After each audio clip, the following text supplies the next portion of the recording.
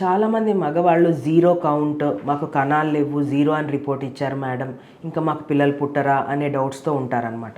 కంగారు పడాల్సిన అవసరం లేదు. మీలాగా చాలామంది పేషెంట్స్ ఉంటున్నారు.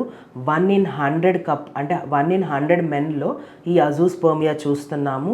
10 to 15% మెన్లో, ఇన్ఫర్టైల్ మెన్లో కూడా మనం ఈ అజూస్పర్మియా అంటే జీరో కౌంట్ ఉంటే దాన్ని అజూస్పర్మియా అంటాం అనమాట. సో భయపడాల్సిన అవసరం లేదు. ఇప్పుడు మనకి రీసెంట్ అడ్వాన్సెస్ చాలా వచ్చినాయి. ఆబ్వియస్గా మీరు పేరెంటింగ్ని ఎంజాయ్ చేయొచ్చు అనమాట.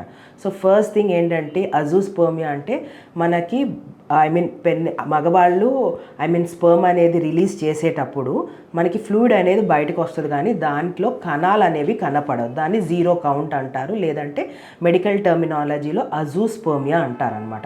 సో ఈ అజూస్పర్మియా ఉన్న వాళ్ళు అసలుకి ఫస్ట్ శాంపుల్తోనే ఎప్పుడూ డిసైడ్ చేయొద్దు ఒక కపుల్ అజూస్పర్మియా అని. ఎందుకంటే వాళ్ళకి కొంతమంది మగవాళ్ళకి చాలా ఇన్హిబిషన్స్ ఉంటాయి. ఒక్కొక్కసారి సరిగా ఇవ్వలేకపోవటము, ఇన్స్టెడ్ ఆఫ్ స్పర్మ్ ఇవ్వటం బదులు తెలియక యూరిన్ ఇవ్వటము, ఇవన్నీ చేస్తారు. సో ఎప్పుడైనా మనము కంపల్సరీ 2 శాంపిల్స్ తీసుకొని అప్పటికి కూడా జీరో వస్తే వాళ్ళని అజూస్పర్మిక్ మెయిల్గా కేటగరైజ్ చేస్తామన్నమాట. సో ఈ అజూస్పర్మియాలో కూడా 2 టైప్స్ ఉంటాయి: obstructive azoospermia, non obstructive azoospermia.